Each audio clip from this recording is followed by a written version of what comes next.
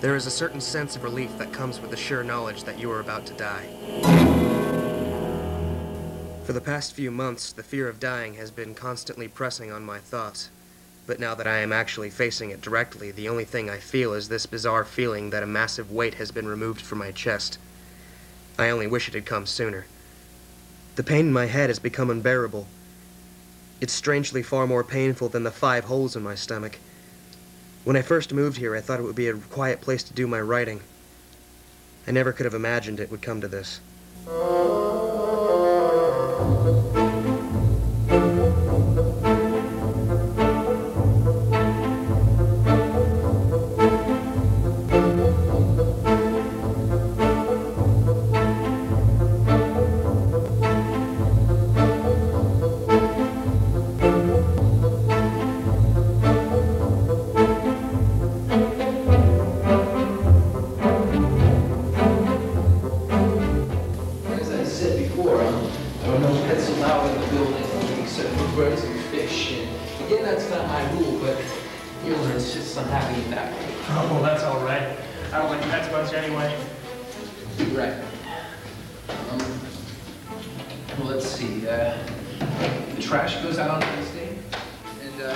Washer and a dryer, but they're in the basement and they're both not working right now.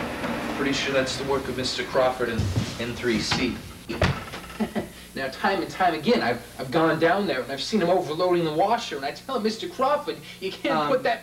Is there anything else I need to know about the building? Yes.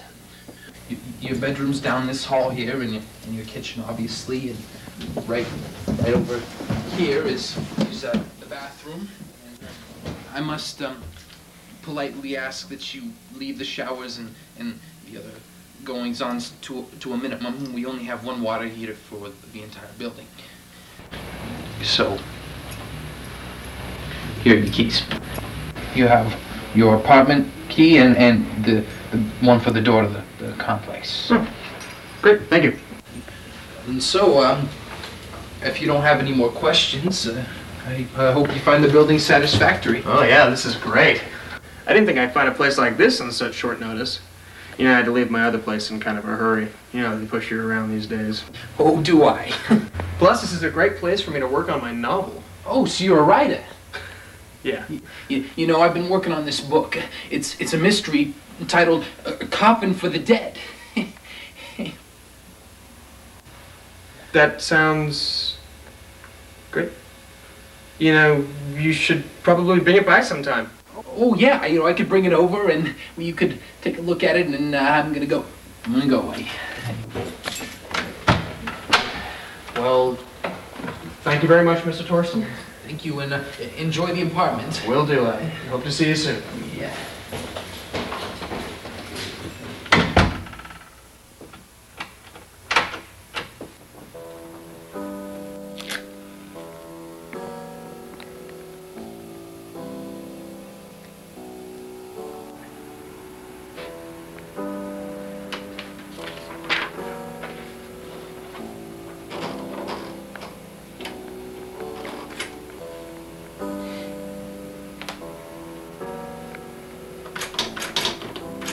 I decided not to do all my unpacking the first day, and instead spent the evening working on my novel, or at least trying to.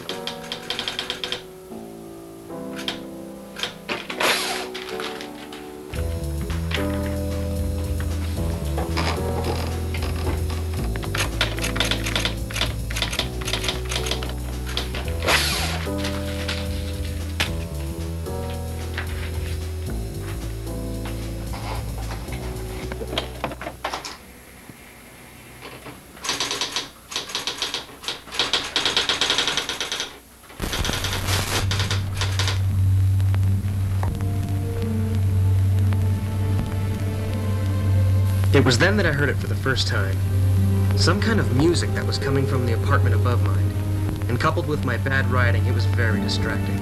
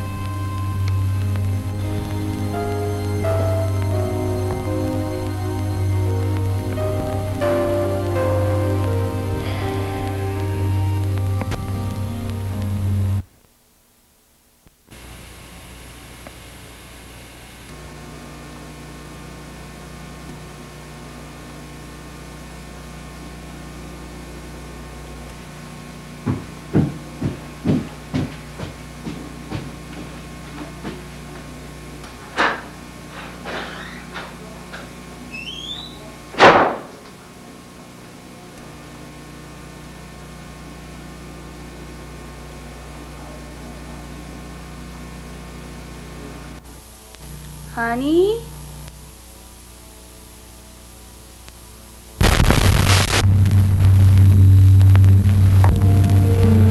Honey? Honey, what are you doing in there?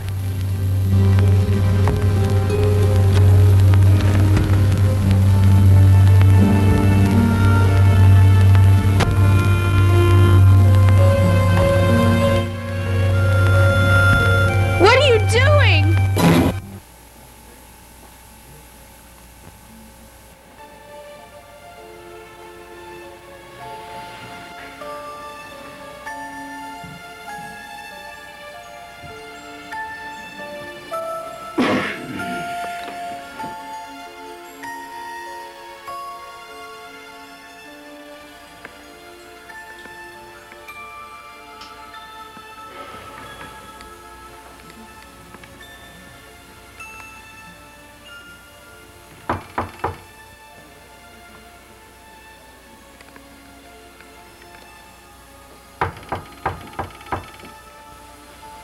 Who's there? It's me, Mr. Kenyon. The janitor. Please open the door.